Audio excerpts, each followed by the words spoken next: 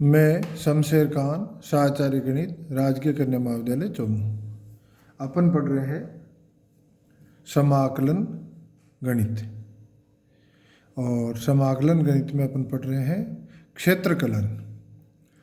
अभी तक अपन ने कई क्वेश्चन सोल्व किए, उसमें वक्र और अक्षों के बीच या अनंत स्पर्शी के बीच की का क्षेत्रफल ज्ञात करना था।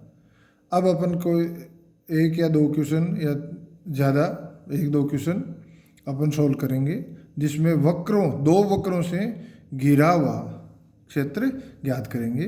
दो वक्रों का उभयनिष्ठ क्षेत्र है, उसका क्षेत्रफल ज्ञात करेंगे। इसी कड़ी में पहला प्रश्न है, निम्न वक्रों का क्षेत्रफल ज्ञात कीजिए। निम्न वक्रों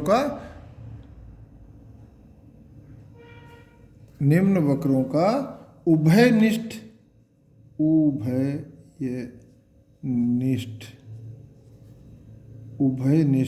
क्षेत्रफल ज्ञात कीजिए। ठीक है।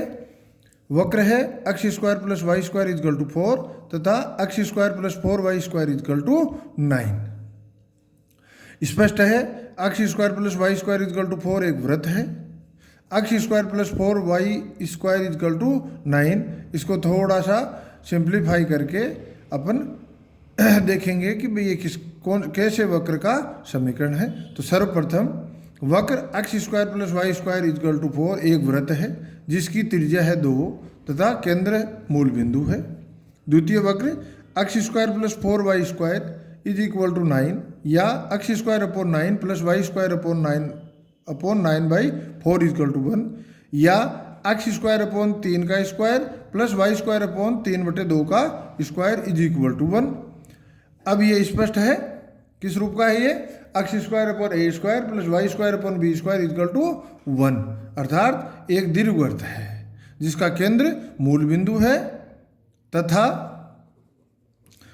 अर्ध दीर्घ अक्ष इजकल टू 3 तथा अर्ध लघु अक्ष इजकल टू 3/2 है। ठीक है। अब इसका अपन डायग्राम खींच लेते हैं। ये अपना वृत्त है और ये अपना दीर्घवृत्त है। ये इसकी अर्ध दीर्घ अक्ष कितनी है, 3, अर्ध लघु अक्ष। तो अपना जो उभयनिष्ठ क्षेत्र है वो क्या होगा भाई, ये यहाँ ये क्षेत्र है। उभयनिष्ठ क्षेत्र क्या है, ये यहाँ तो वृत्त आ जाएगा, यहाँ दीर्घवृत्त आ जाएगा, यहाँ वह वृत्त और इनसे घिरा हुआ। अब चूंकि वृत्त और दीर्घवृत्त दोनों अक्ष तथा वाई अक्ष दोनों के सममित है, तो अपन एक भाग अक्ष और वाई अक्ष के सममित है, तो अपन क्या करेंगे, इसके एक भाग का क्षेत्रफल ज्ञात कर लेंगे और उसको 4 से गुणा कर देंगे। तो उभयनिष्ठ क्षेत्र का चौथा हिस्सा हो गया। तो ये देखो प्रथम पाद में अपने पास जो क्षेत्र है वो क्या है भाई, OAPBO। प्रथम पाद में जो उभयनिष्ठ क्षेत्र है उसका क्षेत्रफल ज्ञात कर लेंगे और उसे 4 से गुणा कर देंगे। तो अपना क्षेत्र है। अब क्या है, इसका क्षेत्रफल ज्ञात करने के लिए देखो, ये x एक्सिस, ये y एक्सिस, और अब देखो कि अपन यहाँ तो वक्र कौन सा काम में आ रहा है भाई, दीर्घवृत्त। यहाँ वक्र कौन सा काम में आ रहा है भाई, वृत्त। तो अपन इसे दो क्षेत्रों के रूप में तोड़ लेते हैं। एक में तो अपन वक्र दीर्घवृत्त के रूप में काम में लेंगे और एक में वक्र वृत्त के रूप में होगा। तो अपने पास उभयनिष्ठ क्षेत्र के दो भाग हो गए। एक तो हो गया OQPBO और एक हो गया QAPQA। ठीक है। तो अब अपना आगे बढ़ते हैं। दोनों ही वक्र x अक्ष तथा y अक्ष के सममित है। दोनों वक्रों की समीकरणों को हल करने पर अब ये जो भाई ये बिंदु अपने पास है, ये बिंदु है, ये बिंदु है और ये बिंदु है। तो अपने को बिंदु चाहिए P। अपने को बिंदु क्या चाहिए भाई, P। तो P बिंदु के लिए इन दोनों वक्रों का प्रतिच्छेद बिंदु है P, तो इन दोनों वक्रों की समीकरणों को यदि अपन हल करें तो अपने को ये प्रतिच्छेद बिंदु ज्ञात हो जाता है। तो दोनों वक्रों की समीकरणों को हल करने पर x स्क्वायर प्लस 4 इंटू कोष्टक में 4 minus x square is equal to 9 या 3x square is equal to 7, then x is equal to plus minus √7/3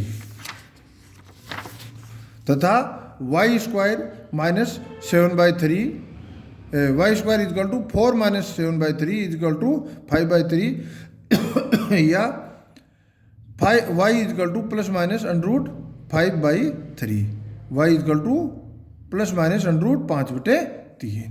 प्रथम पाद में इन दोनों वक्रों का प्रतिच्छेद बिंदु क्या हो गया भाई P।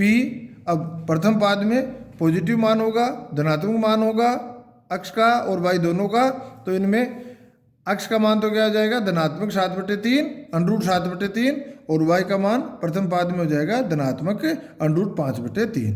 तो दोनों वक्रों का प्रतिच्छेद बिंदु क्या हो गया भाई P कोष्टक में √7/3 कोमा √5/3, ये प्रतिच्छेद बिंदु हो गया। उभयनिष्ठ क्षेत्र का क्षेत्रफल इजकल टू 4 इंटू क्षेत्र OAPBO का क्षेत्रफल, OAPBO का क्षेत्रफल। OAPBO को अपन दो वक्रों के रूप में तोड़ देते हैं, तो 4 इंटू क्षेत्र OQPBO का क्षेत्रफल प्लस क्षेत्र OAPQ का क्षेत्रफल, तो अपने को मिल जाएगा 4 कोष्टक में समाकलन 0 से √7/3 y dx प्लस समाकलन √7/3 से 2 y dx कोष्टक बंद।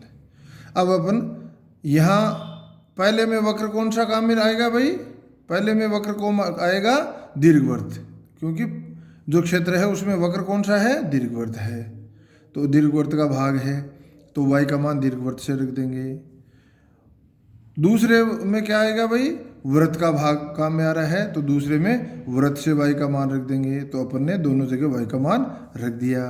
फिर समाकलन किया तो अपने को मिला कोष्टक के बाहर 2 कोष्टक के अंदर x/2 √9/x² plus 9/2 sine inverse x/3 कोष्टक बंद 0 से √7/3 प्लस 4 इंटू कोष्टक में x/2 √x² 4 minus x² plus 4/3 sine inverse x/2 कोष्टक बंद और लिमिट √7/3 से 2, √7/3 से 2, ठीक है।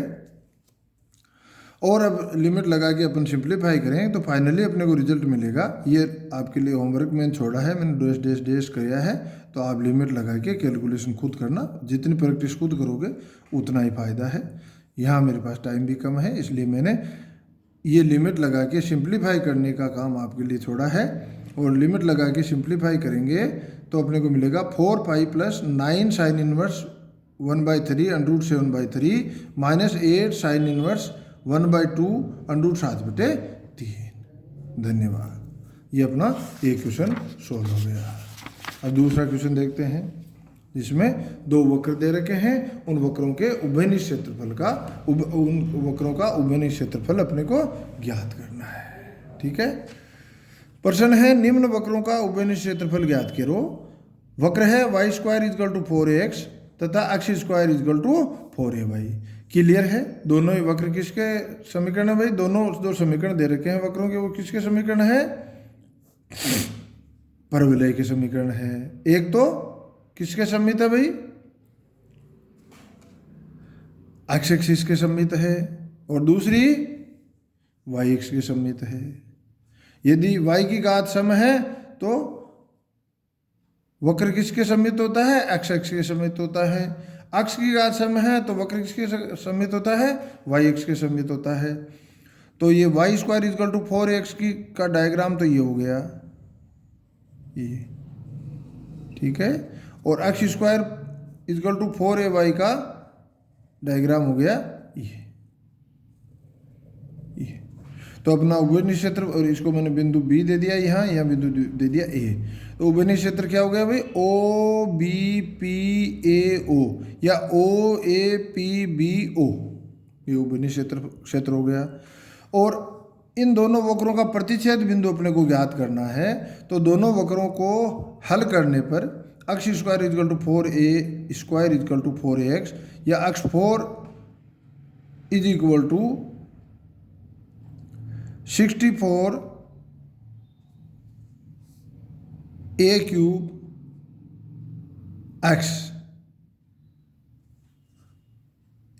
स्क्वायर x4 नहीं sorry x square is equal to 64 a cube x या x square minus 64 a cube x is equal to 0 या x कोष्टक में x cube minus 64 a cube is equal to 0 या x इजकल टू 0 या और 4a कोमा 4a तब y is equal to 0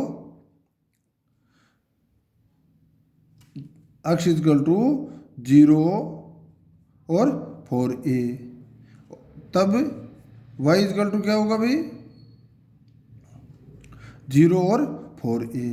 ठीक है, अतः दोनों वक्रों का प्रतिच्छेद बिंदु P क्या हो गया भाई, दोनों वक्रों का प्रतिच्छेद बिंदु एक तो होगा 0 0 जिसकी अपने को जरूरत नहीं है पर अपने ध्यान में तो होना चाहिए भाई 0 0 और ये जो बिंदु P है प्रतिच्छेद बिंदु P है उसके निर्देशांक क्या हो गए 4a 4a। उभयनिष्ठ क्षेत्र का क्षेत्रफल इज इक्वल टू क्षेत्र OAPBO का क्षेत्रफल OAPBO का क्षेत्रफल। अब OAPBO का क्षेत्रफल कैसे ज्ञात करेंगे भाई, एक तो अपन क्षेत्रफल ज्ञात कर लेंगे OAPMO माइनस OBPMO ये होगा है ना। तो अपने इसे लिख देंगे क्षेत्र OAPMO का क्षेत्रफल माइनस OBPMO का क्षेत्रफल, जो मैंने भी पहले आपको बोला है वो चीज़ अपन ने लिख दी। और इसे अपन लिख देंगे समाकलन 0 से 4a y dx माइनस समाकलन 0 से 4a y dx। देखो यहाँ अगर आपके यहाँ देखो तो आपको लगता है कि ये तो माइनस इसका मान तो 0 हो गया, पर इन दोनों क्षेत्रों में वक्र अलग अलग काम में आ रहा है। एक में वक्र पर एक परवलय का आ रहा है, दूसरे में दूसरा परवलय काम में आ रहा है, तो इसलिए ये इक्वल टू 0 नहीं होगा। देखो अगला स्टेप हो जाएगा समाकलन 0 से 4a under root 4ax dx minus समाकलन 0 से 4a x square 4a dx। अब यदि अपन समाकलित करें तो अगला स्टेप मिलेगा अंडरूट 4a कोष्टक में x की घात 3/2 बड़ा कोष्टक बंद 0 से 4a माइनस 1/4a कोष्टक में x क्यूब अपॉन 3 कोष्टक बंद 0 से 4a। ये लिमिट अगर अपन लगाएं तो अगला स्टेप मिलेगा 2√a डॉट 2/3 कोष्टक में 4a की पावर 3/2 माइनस 1/12a 4a की पावर 3 या 4/3√a 8a की power 3/2 minus 1/12a 64a cube या 32/3a square minus 32/6a square या 16/3a क्यूब a स्क्वायर। ये अपना इसका क्षेत्रफल हो गया। धन्यवाद।